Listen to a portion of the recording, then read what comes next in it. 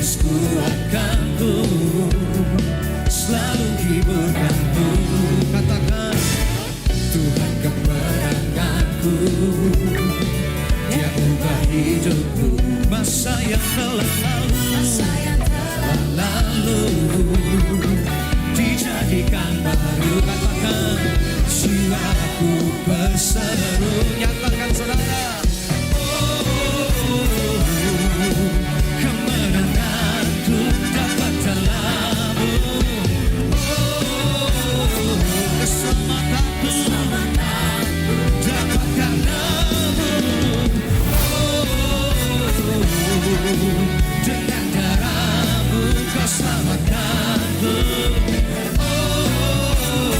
Katakan, takkan ku ragu, Kau bersamaku. Tuhan kemenanganku, Dia ubah hidup kita saudara. Masa yang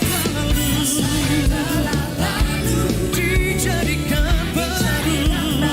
Katakan, jiwaku bersama. Mari serukan saudara. Kemenanganku dapat dalam-Mu. Keselamatanku dapat karena-Mu. Dengan darah-Mu Kau selamatkanku.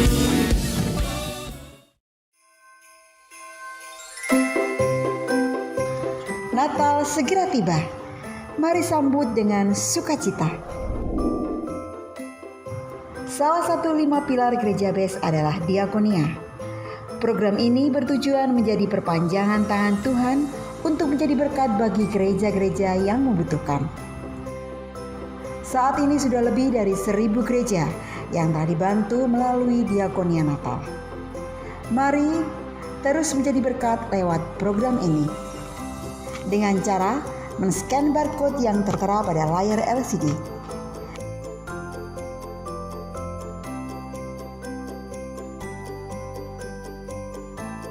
Terima kasih, selamat beribadah, Tuhan Yesus memberkati.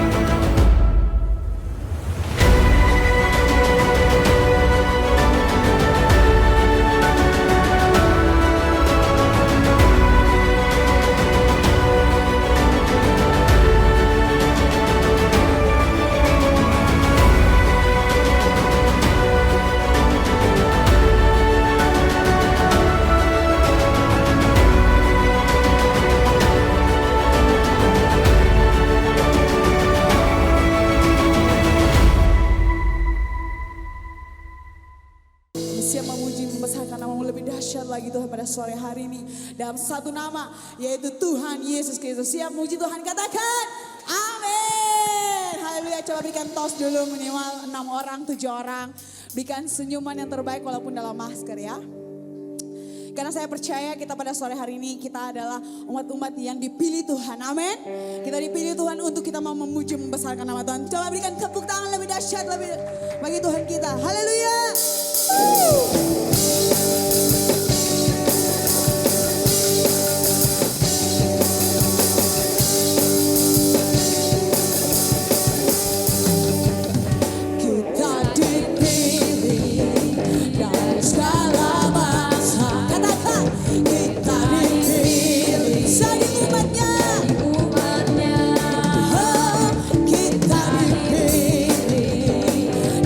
Kudusannya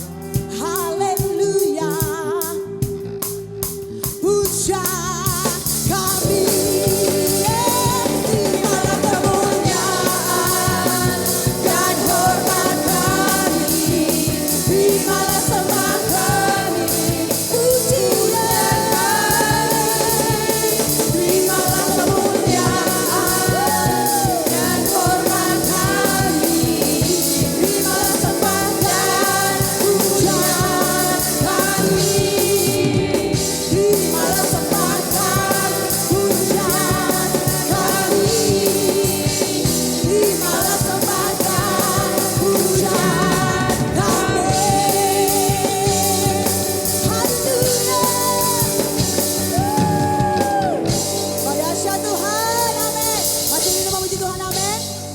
Amin saudara, musik bersorak-sorai muliakan namamu Tuhan. Haleluya. Bertepuk tangan bagi Tuhan kita.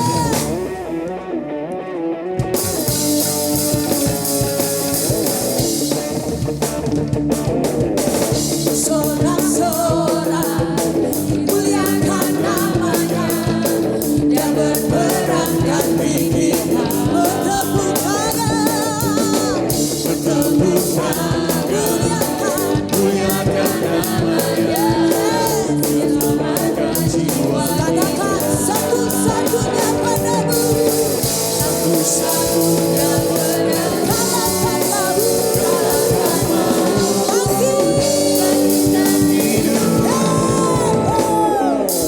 Tuhan yang memberi kemenangan bersama kita, di dalam kita. Masuk dalam kemuliaan-Nya, Dia perlindungan, amin, dan pengharapan. Parang pam pam pam pam parang. Sekali lagi katakan, parang pam pam pam pam parang. Sorak-sorai muliakan namanya, yang berperang bagi saudara-saudara. Kami mau bertepuk tangan.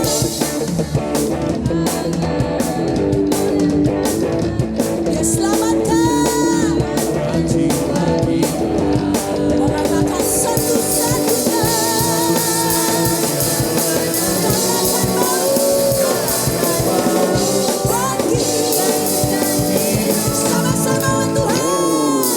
Tuhan yang memberi kemenangan bersama kita, di dalam kita. Masuk dalam kemuliaan-Nya, Dia perlindungan dan pengharapan. Kita mesti memuji Tuhan. Kita setiap hati boleh menyembah Tuhan, memuji Tuhan. Parang pam pam pam pam pam. Pada semuanya. Parang pam pam pam pam pam. Lebih dahsyat. Parang pam pam pam pam pam. Parang pam pam pam pam pam. Parang pam pam pam pam pam. Tuhan yang memberi kemenangan bersama kita, di dalam kita. Masuk dalam kemuliaan-Nya, Dia perlindungan dan pengharapan.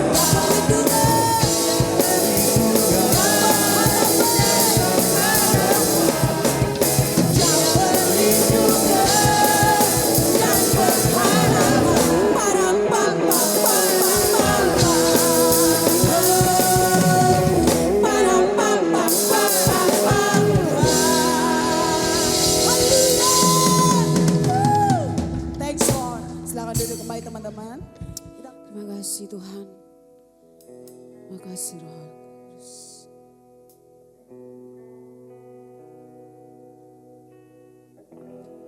Ujilah aku Tuhan, cobalah aku Tuhan, selidiki batinku dan hatiku, mataku tertuju padamu. Aku cinta padamu Tuhan, aku rindu hadirat-Mu Tuhan. Aku ingin selalu dekat padamu, menikmati kehadiran-Mu. Ku nyanyi Hosana bagi Rajaku yang duduk di tahta. Aku muliakan dan ku agungkan, Kaulah yang disembah.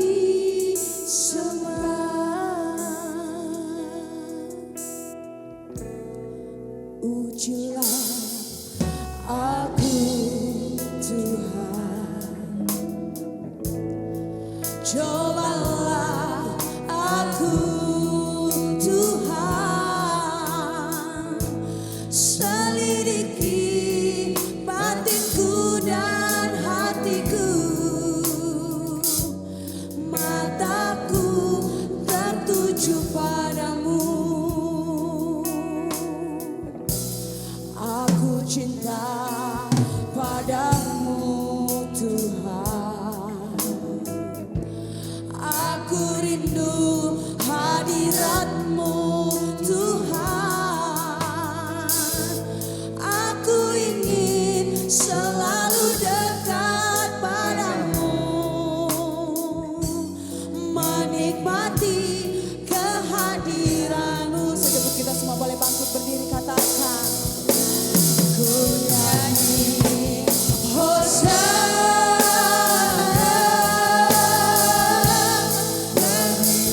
bagi Rajaku, ya. Aku muliakan dan ku agungkan, Kaulah yang disembah. Angkat suaramu, katakan.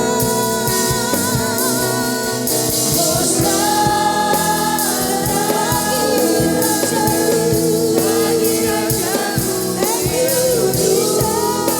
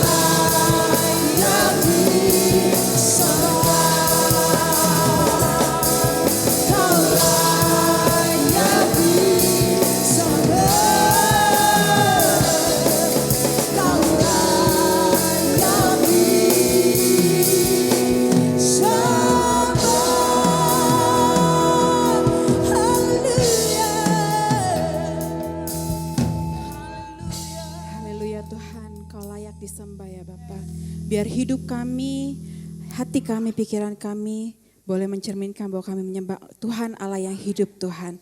Kau siapkan setiap kami ada di sini biar pujian kami juga boleh berkenan di hadapan-Mu Tuhan. Namun terlebih kami pada sore hari ini sama-sama belajar akan firman-Mu.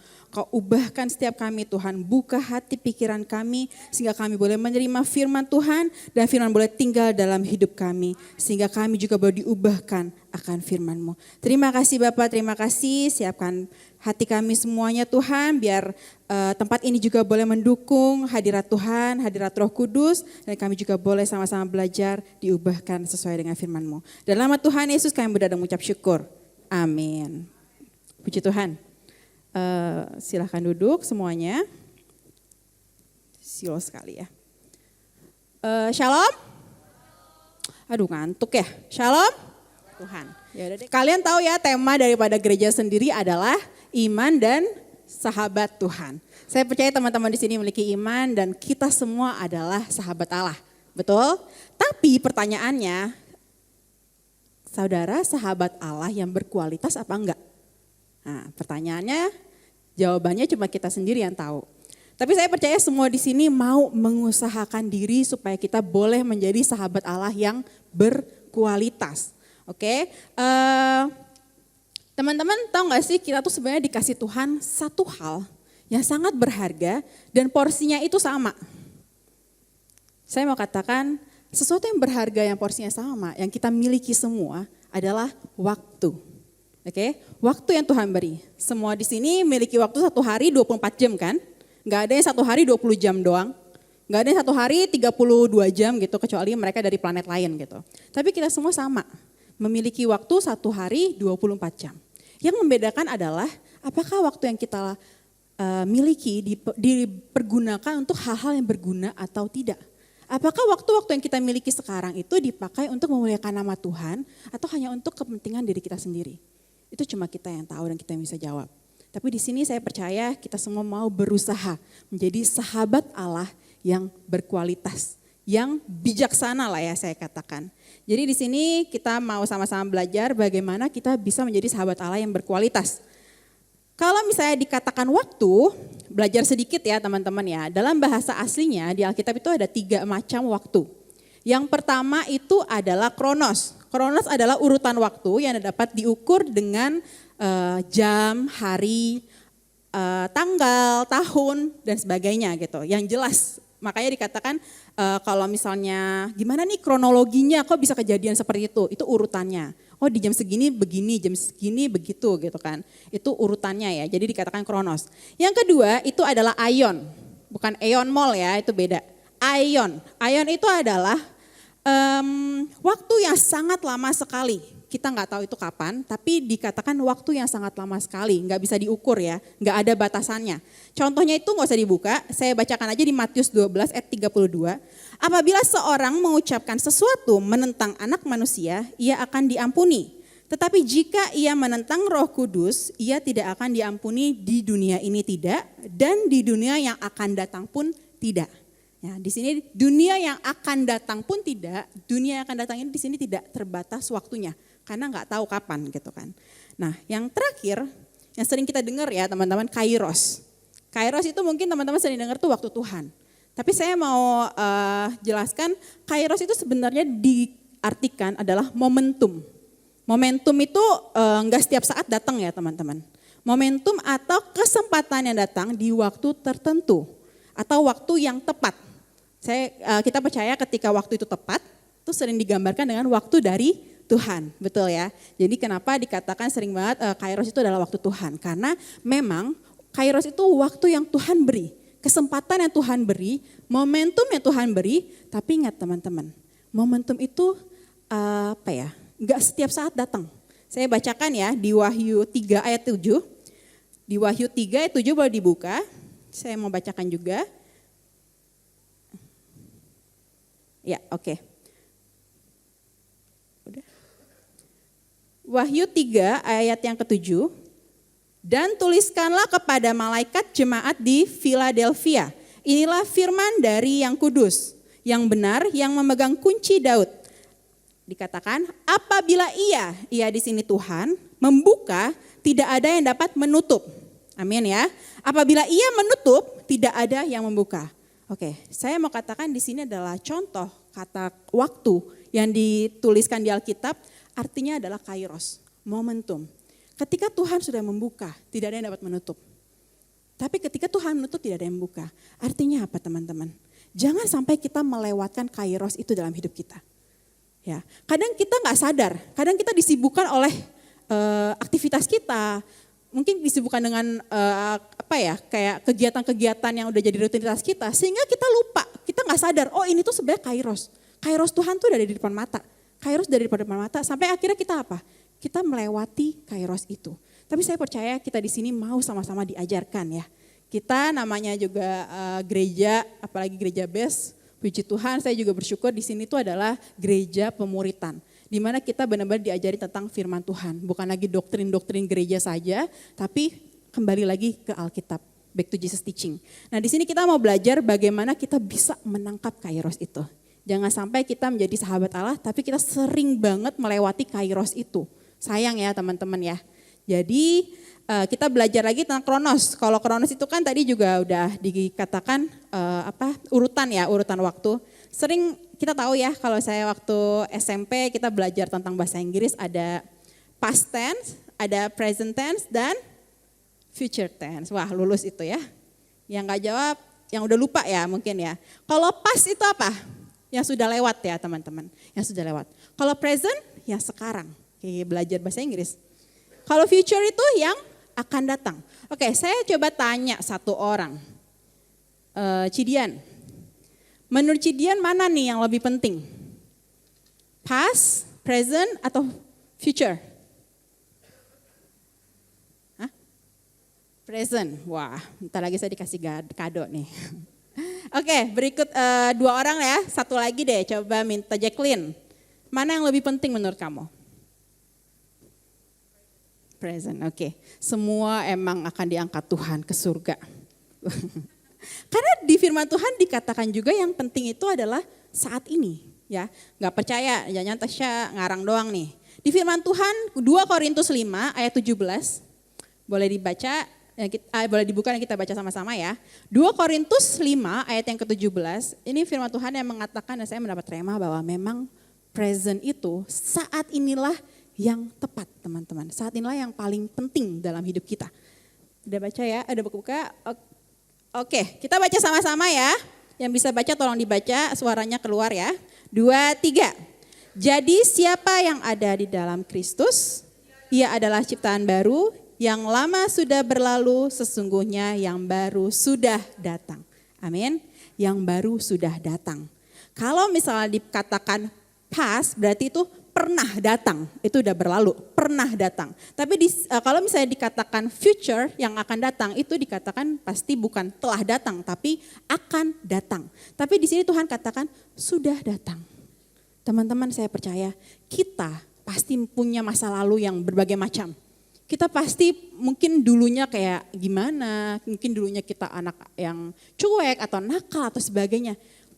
Gak usah denger lagi orang dunia mau ngomong apa. Mungkin orang-orang yang sekitar kita, yang kenal kita dari dulu, dia mah gak mungkin berubah, dia mah gak bakal kayak gini. Tapi ingat Tuhan katakan apa di sini? Tuhan katakan siapa yang ada di dalam Kristus? Yaitu kita yang sungguh-sungguh dalam Tuhan, kita adalah ciptaan baru teman-teman. Tuhan tuh sungguh luar biasa mengasihi kita teman-teman. Makanya kenapa kita perlu mengasihi Tuhan lebih lagi, karena kita terlebih dahulu dikasihi oleh Tuhan. Oke, dikatakan yang lama sudah berlalu, Tuhan udah gak lihat lagi yang lalu-lalu. Tapi sesungguhnya yang baru sudah datang, yaitu kita. Kita yang dengan mungkin dulunya kita gampang sakit hati, yang dulunya kita mungkin overthinking ya, bahasa sekarangnya. Mungkin dulu kita yang insecure, tapi sekarang kita percaya bahwa ciptaan baru itu apa? Kita yang sekarang, yang lebih baik lagi. Berpikir semua tentang yang positif, kita mungkin berkata-kata juga yang baik dan sebagainya. Sehingga apa? Sehingga ini loh, kita buktikan ke Tuhan. Tuhan, Engkau telah memilih aku dan aku akan melakukan yang terbaik dalam hidup aku. Amin.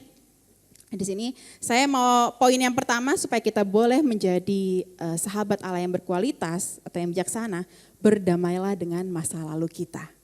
Oke, poin yang pertama, berdamailah dengan masa lalu kita. keluar dari masa lalu kita. Kebiasaan buruk kita, mungkin dulu kita saya percaya nggak ada lah ya. Mungkin dulu ada yang pemakai dan sebagainya. Saya percaya Tuhan udah panggil kita, ayo keluar. Kita harus keluar dan kita harus menjadi baru. Saya teringat akan satu kesaksian teman-teman, mungkin kalau teman-teman pernah dengar podcast juga, ada satu wanita, dia itu dulu terjebak dalam kebucinan dia. Pas ya kita juga spesial topik kita tentang bucin. Kebucinan dia itu akhirnya membawa dia dalam circle yang parah banget. Dia free sex, dia juga narkoba, dia juga bahkan pakai narkobanya tuh udah bukan mungkin yang kayak katanya ya, saya juga nggak pernah nyoba, jangan amit-amit. Saya juga nggak pernah dia ngomong yang pokoknya seri apa dia udah pernah coba gitu. Tapi sampai akhirnya dia jadi korban dia belum nikah sih. Kalau nikah kan KDRT ya. Kalau masih pacaran itu abusive ya. Pokoknya kayak dipukulin pacarnya gitu. Dia ada tinggal serumah walaupun dia belum nikah, tapi dia dipukulin akhirnya. Dan cowoknya ini juga kayak udah pukulin dia, nanti dia menangis. Kayak minta maaf. Jadi tuh ceweknya ngerasa kayak ada hope lah, bakal berubah. Akhirnya ceweknya juga setia sama ini cowok. Tapi akhirnya digebukin lagi, dipaksa pakai barang-barang terlarang dan sebagainya. Makanya hati-hati ya teman-teman, saya percaya di sini gak ada yang bucin. Tapi kalau teman-teman ngelihat ada sahabat atau orang-orang terdekat yang bucin, doakan dan ingatkan, tegur. Jangan sampai terlambat. Sampai terakhir di satu titik dia berdoa benar-benar karena cowoknya itu pecahin kaca botol miras, dia ditekan di sini di lehernya. Sampai lu kalau nangis gue tusuk. Nah, akhirnya sampai udah kayak ketekan dan udah kerasa perih ceweknya. Tapi di situ cewek cuma nangis, Tuhan tolong. Sampai akhirnya selamat. Dan beberapa lama kemudian ternyata cowoknya itu jadi target razia polisi. Ada polisi masuk, dia kan dia pakai juga kan. Dia dipaksa untuk pakai obat-obatan itu nemenin cowoknya. Tapi di situ polisi itu saya percaya itu jawaban Tuhan juga ya untuk memberikan dia kesempatan. Polisi itu cuma ngasih tahu dia, "Dek, kamu tuh cuma korban. Kamu balik ke orang tua kamu berubah, jangan pakai lagi." Wah, itu luar biasa enggak sih?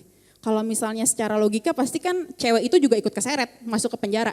Tapi ini enggak, cowoknya doang yang ditangkap, ceweknya bebas. Wah, itu saya percaya itu adalah kasih karunia Tuhan juga ya. Tapi jangan coba-coba teman-teman ya. Itu artinya ini sebagai contoh gimana orang yang udah masuk aja tuh pengen keluar. Nah, kita jangan sampai berani untuk masuk. Nah, di situ akhirnya dia bertekad untuk berubah walaupun banyak tantangan, banyak cobaan juga, namanya udah make ya, apalagi circle-nya juga orang-orang yang kayak gitu. Tapi saya percaya ketika kita mau mengambil keputusan, kita mau untuk memilih mana yang tepat, saya percaya. Saat itu juga present ya, saat itu juga dia mulai untuk menjadi orang yang baik. Dia mulai untuk menjauhi hal-hal itu. Nah, saya percaya teman-teman punya masa lalu apa, kita punya keterikatan apa di masa lalu, jangan pernah terbelenggu oleh masa lalu itu. Kita lepaskan itu semua. Jangan sampai kita terlalu fokus sama masa lalu, kita terlalu terbelenggu dengan rasa bersalah di masa lalu, akhirnya kita gak fokus di depan itu ada kebaikan Tuhan. Di depan itu ada sesuatu yang bisa kita kerjakan agar masa depan kita tuh menjadi baik. Itu jangan sampai kita melewatkan kairos teman-teman. Karena apa? Karena kalau kita belum berdamai dengan masa lalu, itu sangat bahaya. Bukan artinya kayak ya udahlah, gue berarti saya kalau udah percaya Tuhan, saya yang dulunya nakal juga terbebas dari konsekuensi. Saya mau katakan, masa lalu kita seburuk apa, Tuhan pasti maafkan, betul. Asal kita benar-benar sungguh-sungguh. Tapi ingat, ada konsekuensi yang harus kita bayar. Konsekuensinya seperti apa, saya nggak tahu, itu cuma Tuhan yang tahu dan waktunya kapan. Tapi percayalah ketika kita mau sungguh-sungguh dalam Tuhan, ketika kita menerima konsekuensi itu, kita terus andalkan Tuhan. Jangan malah kita kabur dari Tuhan. Ketika kita mau menjalankan konsekuensi itu, Tuhan itu pasti akan tuntun hidup kita. Dan kita akan berjalan bersama Tuhan untuk menyelesaikan apa yang menjadi konsekuensi kita. Oke, karena dikatakan ya teman-teman sebentar saya cari ayatnya. Oke, di Galatia 6 ayat yang ke-7 coba boleh dibuka. Tuhan itu mau kita juga sungguh-sungguh dalam mempergunakan waktu. Karena ketika kita main-main atau merasa nanti ada kesempatan untuk bertobat, nanti ada besok-besok lagi deh, besok-besok lagi lah. Dikatakan di sini, jangan sesat. Ya, jangan sesat. Allah tidak membiarkan dirinya dipermainkan. Karena apa yang ditabur orang itu juga yang akan dituainya. Memang kita sudah bertobat, tapi ingat akan ada yang kita tuai di kedepannya. Tapi kalau kita nunda-nunda yang namanya bertobat atau perubahan, itu hati-hati. Kita yang akan menyesal nantinya. Karena akan lebih banyak lagi yang harus kita tuai. Kalau tuainya yang baik-baik gak apa-apa, tapi kalau tuainya sesuatu yang jadi konsekuensi kita, nanti kita yang pusing sendiri ya teman-teman. Jadi sekarang selagi masih ada waktu, saat ini juga kita harus bertekad untuk tinggalkan kebiasaan buruk kita, tinggalkan masa lalu kita, tinggalkan semua yang membuat kita jauh daripada Tuhan. Atau membuat kita menangkap apa yang namanya visi daripada Tuhan itu. Amin? Oke, bicara tentang manusia baru ya teman-teman, Tuhan itu lebih dahulu mengasihi kita. Kita baca di Yohanes 15 ayat 9 sampai ke 17. Mungkin ini sedikit panjang, tapi saya minta teman-teman baca dengan hati ya teman-teman, karena ini suara Tuhan yang mau Tuhan sampaikan kepada kita. Yohanes 15 ayat 9 sampai 17. Oke, cewek baca yang ganjil ya, cowok baca yang genap, jadi jangan mau kalah cewek dan cowok. Ladies first, 2, 3. Seperti Bapa telah mengasihi aku, demikianlah juga aku telah mengasihi kamu. Tinggallah di dalam kasih itu. Next. Tinggal di dalam kasihku, seperti aku. Semuanya itu kukatakan kepadamu supaya sukacitaku ada di dalam kamu dan sukacitamu menjadi penuh. Next.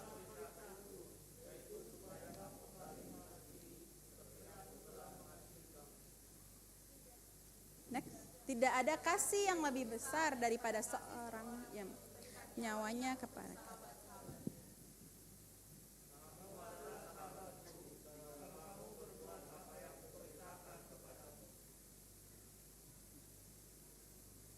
Next.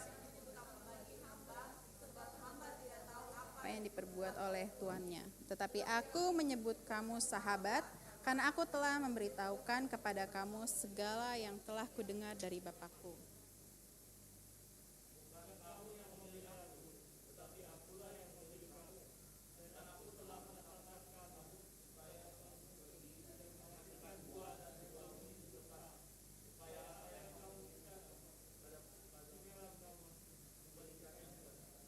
Terakhir, inilah perintahku padamu, kasihilah seorang akan yang lain. Puji Tuhan, kita manusia baru, yes dan amin ya.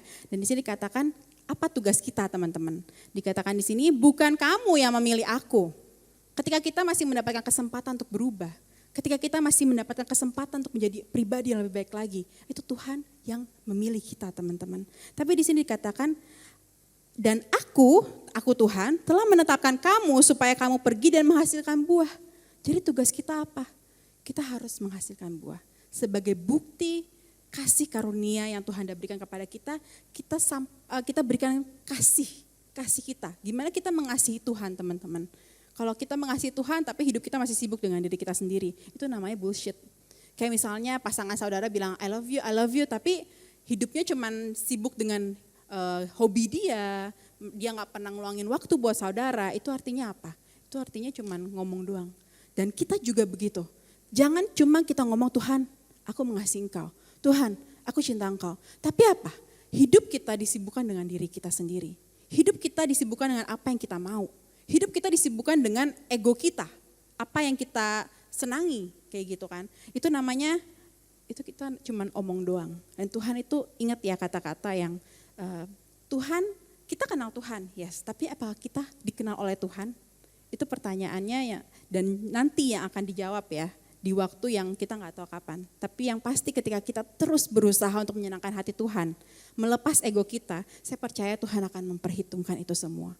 Mungkin pertanyaannya gini deh, sering banget ya teman-teman ngerasa bahwa ngapain sih kita ke gereja tiap minggu, capek-capek, kan sekarang udah ada online, ya enggak? Sering gak sih pertanyaan kayak gitu? Atau mungkin teman-teman di sini mungkin kayak yang udah, kalau udah rutinitas juga jangan sampai ya terjebak, tapi kadang orang Kristen tuh bertanya ngapain kita ke gereja tiap minggu, kan di rumah baca firman Tuhan tuh bisa. Jawabannya tadi saya juga, saya dengar firman Tuhan best yang di YouTube, dikatakan bahwa kita ke gereja itu karena kita mau berusaha terus mengasihi Tuhan. Itu cara kita mengasihi Tuhan dengan apa? Mengorbankan waktu kita, meluangkan tenaga kita. Mungkin yang harusnya kita bisa have fun sama keluarga, atau mungkin kita bisa enjoy ya dari Senin sampai Sabtu mungkin kerja, tapi hari Minggu masih aja harus mungkin pelayanan lagi dan sebagainya. Tapi saya mau katakan itu adalah bukti kasih kita kepada Tuhan. Mengasihi Tuhan itu dengan apa? Dengan raga kita. Tuhan gak mau uang kita teman-teman. Tuhan gak mau cuman apa ya kayak cuman ngomongan kita doang. Yang Tuhan mau adalah bukti daripada perilaku kita. Itu yang Tuhan mau. Persembahkanlah hidupmu, dikatakan di firman Tuhan kan. Karena hidup kita itu adalah persembahan yang hidup dan berkenan di hadapan Allah. Dan di situ makanya kenapa kita harus belajar untuk mengasihi Tuhan. Kalau pertanyaannya tadi juga dikatakan, kapan kita nggak usah ke gereja lagi? Kalau teman-teman udah yakin 100% bahwa teman-teman itu udah mengasihi Tuhan. Dan jawabannya kalau misalnya teman-teman udah mengasihi Tuhan 100%, saya percaya kita semua diangkat Tuhan ke surga ya, nggak ada di sini lagi gitu. Tapi kita itu masih belum, karena kedagingan kita tuh masih sangat kuat.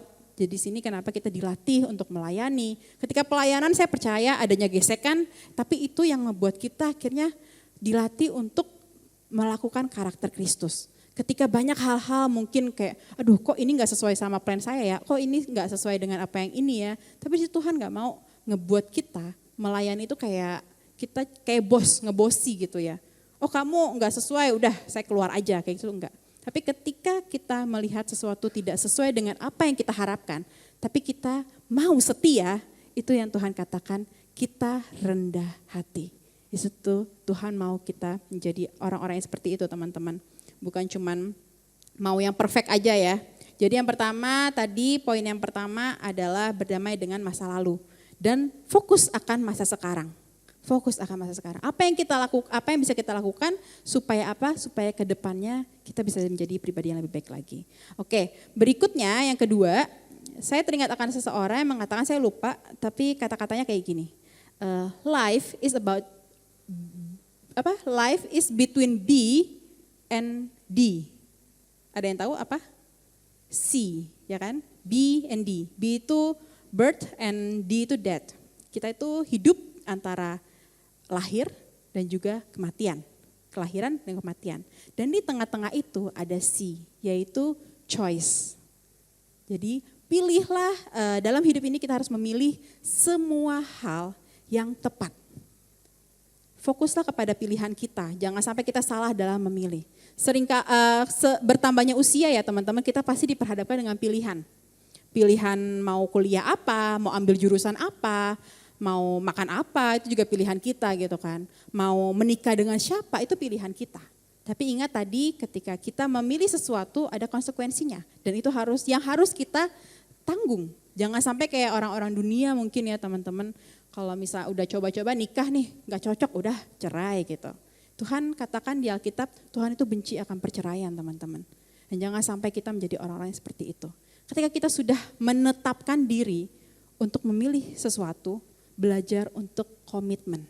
Belajar untuk menerima konsekuensi apa yang kita ambil dari pilihan yang kita pilih itu. Tapi seringkali saya juga ngerasa bahwa hidup itu sering mengambil keputusan yang salah. Dan saya renungkan, ada 3 hal yang saya pikirkan kenapa kita sering sekali salah dalam mengambil keputusan. Yang pertama terlalu cepat, kita terlalu cepat, kurang pertimbangan. Yang kedua tidak bertanya kepada Tuhan, karena nafsunya sendiri, tidak bertanya kepada Tuhan. Yang ketiga terlalu mendengar kata orang, atau kurang pendirian. Ada 4 ternyata. Yang keempat, tidak mau mendengar masukan atau teguran dari orang yang berpengalaman atau yang lebih tua. Mungkin teman-teman ya nggak apa-apa, wajar dong namanya anak muda salah-salah. Ya nggak apa-apa salah. Yang penting teman-teman, yang pasti kita bisa meminimalisir namanya kesalahan. Dengan apa? Dengan merenungkan. Jangan cepet-cepet misalnya mau nikah, kita ketemu cowok misalnya ya, cakep banget. Terus Youchen gitu kan, Youchen tuh adalah ininya. Terus apalagi kayaknya tuh sayang banget sama saya gitu. Kira cepet-cepet deh, sebulan dinikahin, buset. Udah kayak ternak apa ya. Akhirnya apa? Akhirnya nyesel, ternyata orangnya gak sesuai dengan karakter kita. Akhirnya nyesel, ada ini ada itu. Nah di sini makanya haruslah kita bertanya juga kepada Tuhan. Kalau misalnya gembala senior atau pendeta-pendeta di gereja sering bilang ya, mintalah tanda. Bukan buat tanda ya teman-teman ya. Kalau buat tanda mah gampang, itu kita ngada-ngada. Tapi mintalah tanda yang daripada Tuhan. Supaya apa? Supaya kita bisa yakin. Dan kalau tanda satu udah terjadi, minta lagi. Sampai kita benar-benar yakin kalau itu tuh emang dari Tuhan. Oke. Dan yang keempat, poin yang keempat ini tuh saya sering jadi rema juga ya teman-teman, dikatakan tidak mau mendengar masukan atau teguran dari orang yang berpengalaman. Di Amsal 27 ayat yang ke-6 boleh dibuka. Amsal 27 ayat yang ke-6. Oke, seorang kawan memukul dengan maksud baik, tetapi seorang lawan mencium dengan berlimpah-limpah. Hati-hati teman-teman yang sering panggil kita bestie, hai sis gitu kan. Hai bestie, tapi akhirnya membawa kita atau menjerumuskan kita ke hal-hal yang tidak baik. Tapi di sini dikatakan seorang kawan memukul dengan maksud baik. Terimalah teguran, jangan baper teman-teman. Apalagi orang tua. Kalau misalnya orang tua kasih masukan, orang tua kasih arahan, seringkali mungkin kita ngerasa bahwa orang tua kita itu cuma ngomong doang. Atau cerewet lah atau apa. Tapi saya percaya ketika kita hormat akan orang tua, hidup kita tuh akan sukses. Di firman Tuhan tuh dikatakan seperti itu teman-teman. Hormat akan orang tua akan mendatangkan nasib yang baik dalam hidup kita. Jadi ya seperti apapun orang tua kita harus terima dan kita harus kasihi mereka. Walaupun itu susah ya teman-teman, bukan curhat loh, tapi ini emang kita tuh dipertemukan oleh orang-orang yang beragam. Tapi kita bisa merubah hidup kita, bisa merubah karakter kita dinilai yang pertama kali dari keluarga kita, dari orang-orang yang terdekat. Jadi jangan ngerasa kalian sudah berubah kalau orang tua kalian sendiri pun gak ngerasa kalian itu udah berubah. Kayak gitu. Jadi kalau kalian mau berubah, kalian tanya dulu ke orang-orang terdekat kalian, orang tua kalian, mungkin suami atau istri kalian, atau siapa yang ada di dekat kalian. Kalau kalian memang sudah berubah, berarti udah lulus. Ya, jadi di sini yang pertama tadi berdamailah dengan masa lalu. Yang kedua, perhatikan pilihan kita. Jangan sampai kita salah dalam memilih.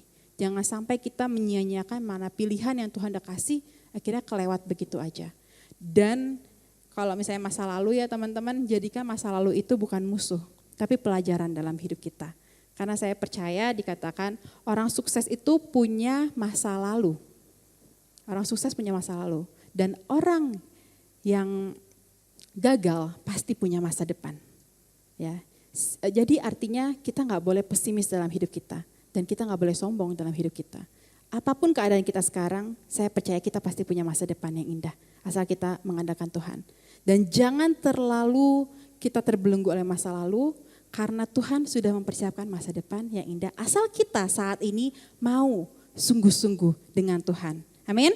Jadi poin ketiga yang mau saya sampaikan adalah, sahabat Allah harus berintegritas. Saya kemarin tanya sama suami saya, integritas apa sih menurut kamu gitu kan. Komitmen, orang yang berkomitmen, itu benar teman-teman. Jangan sampai kita jadi orang Kristen yang tomat. Tahu ya tomat? Siapa tomat? Pak Tomat. Bukan. Tobat terus kumat. Tomat gitu kan. Tobat, kumat.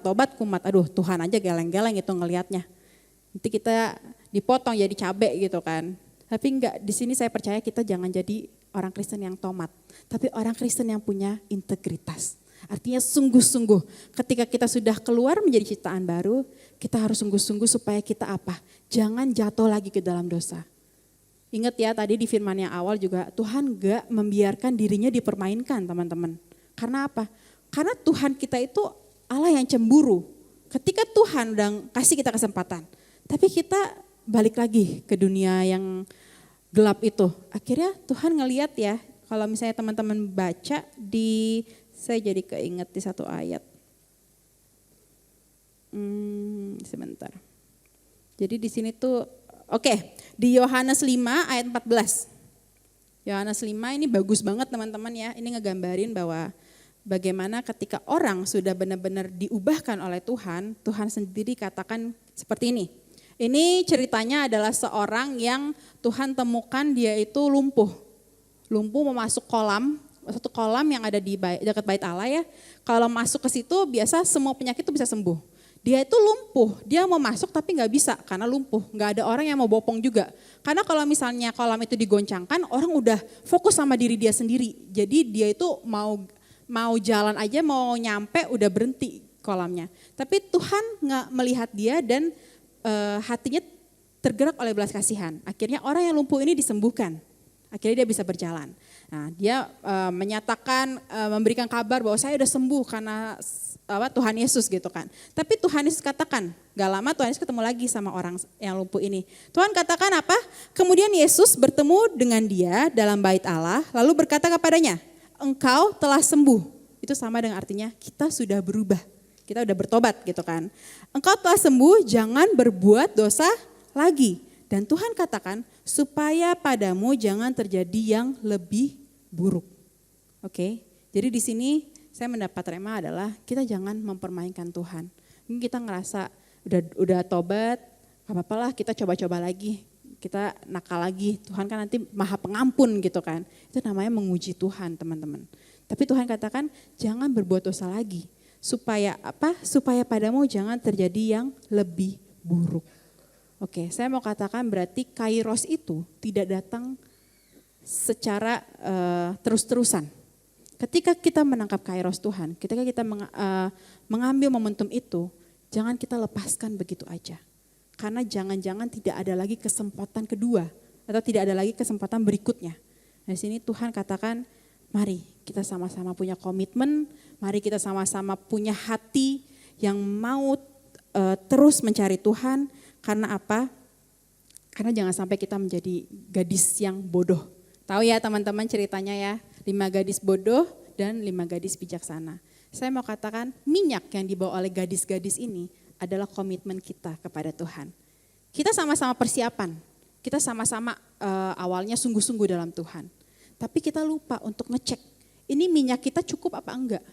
Kita nggak sadar bahwa seberjalannya waktu ternyata minyak kita tuh udah jadi surut. Tapi orang yang bijaksana itu ngecek, oh udah surut nih, oke saya ikut pelayanan lagi, saya dengar firman Tuhan lagi. Oh udah surut nih, saya mau ikut misi biar ngebakar semangat saya. Oh udah surut nih, saya mau misalnya fokus lagi dalam pelayanan dan sebagainya. Nah kita itu seperti wanita yang menunggu mempelai. Kalau teman-teman tahu ya, kenapa sih kita disebutnya mempelai Tuhan? Itu ada ceritanya teman-teman, lumayan panjang juga, tapi secara singkat saya katakan bahwa kalau di Israel, orang yang mau nikah itu pasangannya cowoknya itu pergi dulu mempersiapkan rumah. Cowok ya, bukan cewek, jangan kebalik. Cowok itu mempersiapkan rumah, membangun rumah, nanti kalau misalnya udah siap ini rumahnya, gak tahu kapan, dia gak dikasih tahu. Cewek itu harus siap ketika udah tunangan, cowoknya siapin rumah, cewek itu harus menunggu di rumah siap. Kapan kalau rumahnya udah jadi, cowok itu akan ngejemput mempelainya. Dengan apa? Dengan ada, kalau adat gitu kan, kalau ada nikah, kalian tahu gak sih orang apa ya? Orang Betawi kalau nikah kan juga kayak nyanyiannya tuh gede banget ya. Kalau orang Israel juga ada banyak sangkakala, ada yang tiup trompet dan sebagainya, menjemput namanya mempelai ini. Nah, harus siap, jangan sampai mempelainya pas dijemput lagi sama cowok lain.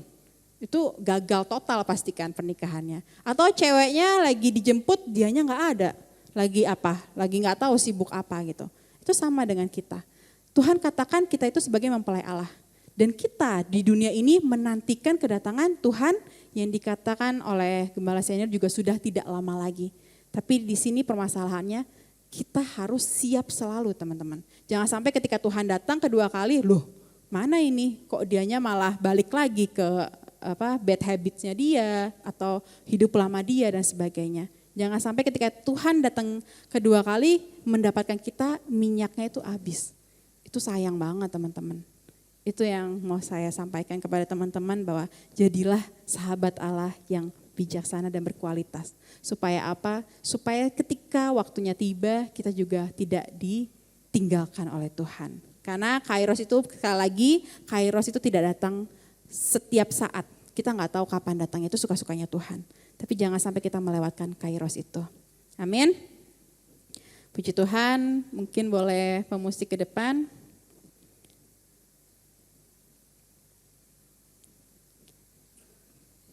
Kita diingatkan kembali teman-teman bahwa mungkin firman ini hanya sesaat doang. Tapi saya percaya rema-rema yang teman-teman dapat ketika membaca firman, mendengar firman, itu akan terus berbicara dalam hati teman-teman. Sehingga teman-teman juga boleh tanya kepada Tuhan, Tuhan apa yang harus saya lakukan?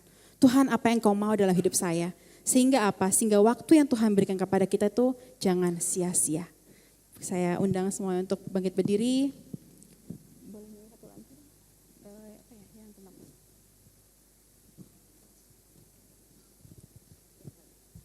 Kita menyanyikan satu lagu, Ku Bawa Kepadamu. Biar hidup kita boleh menjadi persembahan yang harum di hadapan Tuhan. Karena tidak ada lagi yang bisa kita persembahkan.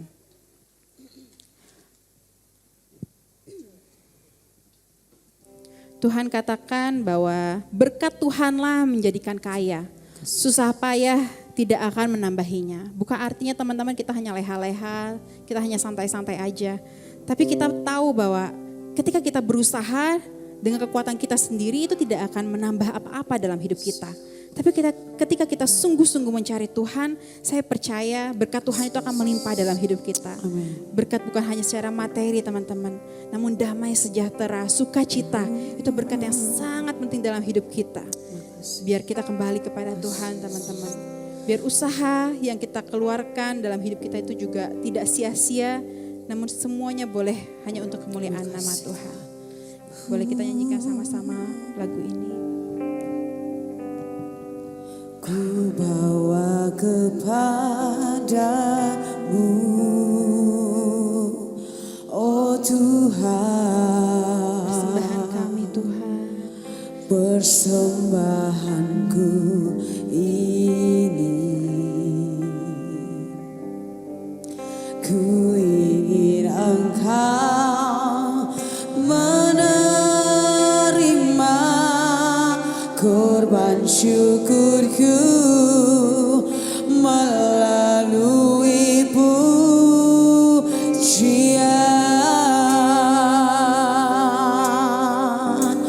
Takkan pernah ku bawa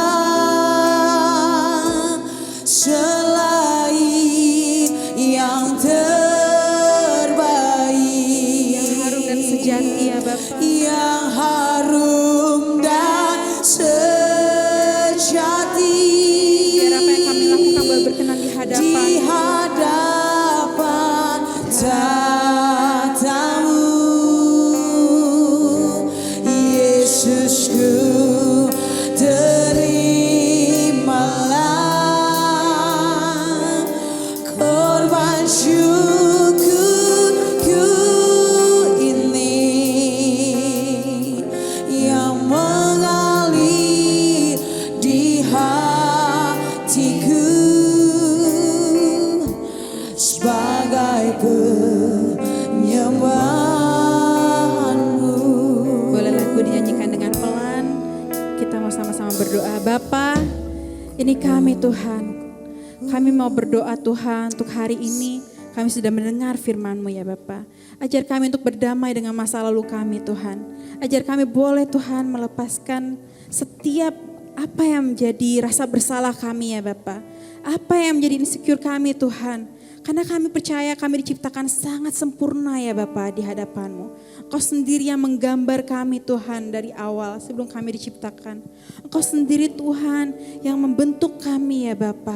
Kami percaya ya Bapa, apa yang akan kami lakukan, apa yang kami hadapi, walaupun itu sudah berlalu, namun kami percaya itu akan menjadikan kami menjadi pribadi yang lebih baik lagi ya Bapa. Ajar kami fokus Tuhan akan saat ini, agar kami boleh berusaha dengan sebaik-baiknya apa yang harus kami lakukan ya Bapa. Tuhan, penyertaan-Mu sungguh mulia ya Bapa. Penyertaan-Mu sungguh kami rasakan saat ini. Biar kami boleh setia Tuhan. Biar kami boleh bijaksana dan mengambil setiap keputusan. Agar apa yang kami ambil Tuhan, keputusan yang kami ambil boleh sesuai dengan kehendak-Mu ya Bapa. Terima kasih Tuhan, terima kasih. Mungkin hamba banyak kekurangan Tuhan dalam menyampaikan firman-Mu. Namun hamba percaya ya Bapa, hati anak-anak-Mu yang terbuka saat ini, biar Engkau yang masuk dalam hati mereka ya Bapa. Biar Engkau terus yang berbicara Tuhan kepada mereka. Sehingga apa yang Kau kehendaki dalam hidup mereka, mereka boleh melakukannya dengan sungguh-sungguh. Terima kasih ya Bapa, terima kasih. Kami juga akan tutup doa pada ibadah kami pada sore hari ini. Kami berdoa Tuhan untuk gereja-gereja yang ada di seluruh dunia, bagi para hamba Tuhan sampai kepada semua jemaatnya. Kiranya Tuhan memberkati mereka semua supaya mereka menjadi berkat dan berdampak sehingga gereja di seluruh dunia dipenuhi oleh jemaat yang mencari Tuhan dengan tulus dan takut. Buat semua hamba Tuhan dan gereja bersatu, rukun dan tidak terpecah-pecah supaya dunia percaya Yesus adalah Tuhan bagi kemuliaan Allah Bapa. Demikian juga untuk gereja di mana Engkau percayakan Tuhan, yaitu gereja Best untuk menggembalakan kami, yaitu gereja Blessing in the Spirit ini ya Bapa. Kami juga berdoa untuk persembahan daripada jemaat, kiranya Tuhan menerima dan membalas berlipat-lipat. Biar persembahan ini berkenan kepada Tuhan, sebagaimana persembahan Habel. Tuhan beri kemurahan-Mu, balaslah kebaikan dan kerelaan hati jemaat. Jaga dan lindungi mereka, serta pelihara mereka Tuhan, beserta keluarga, pekerjaan dan kesehatannya. Kita tutup dalam letakkan tangan kita di dada. Jagalah hati kami dengan segala kewaspadaan, karena dari sana terpancar kehidupan. Jemaat yang dikasihi Tuhan, jadilah berkat dan terimalah berkat, rahmat, anugerah dari Allah Bapa di surga, dalam Putra Tunggalnya Yesus Kristus yang telah mati bagi dosa kita, dan bangkit pada hari ketiga sehingga kita menyembah Tuhan Allah yang hidup. Dan iman kita bukan kepada Tuhan Allah yang mati. Dia naik ke surga untuk menyediakan rumah bagi kita sehingga kita punya pengharapan yang pasti. Dan Dia akan datang kembali untuk kedua kalinya menjemput gereja dan umatnya yang berjaga-jaga, kudus, dewasa dan bijaksana, serta menghakimi dunia dan di dalam persekutuan dengan Roh-Nya yang kudus, yang membuat hati kita berkobar-kobar dan roh kita menyala-nyala. Di dalam kasih semula, Roh Kudus yang menghibur, menguatkan, memelihara, mensyafkan, menuntun dan memimpin kita kepada kebenaran dan kekudusan serta menjadi saksi Kristus mulai hari ini sampai selama-lamanya. Teman-teman, kita sama-sama tutup dalam doa Bapa kami. Bapa kami ada di surga, dikuduskanlah nama-Mu, datanglah kerajaan-Mu, jadilah kehendak-Mu di bumi seperti di surga. Berikanlah kami pada hari ini makanan kami yang secukupnya, dan ampunilah kami akan kesalahan kami, seperti kami juga mengampuni orang yang bersalah kepada kami. Dan janganlah membawa kami ke dalam pencobaan, tetapi lepaskanlah kami daripada yang jahat. Karena Engkau yang punya kerajaan dan kuasa dan kemuliaan sampai selama-lamanya. Amin. Tuhan Yesus memberkati.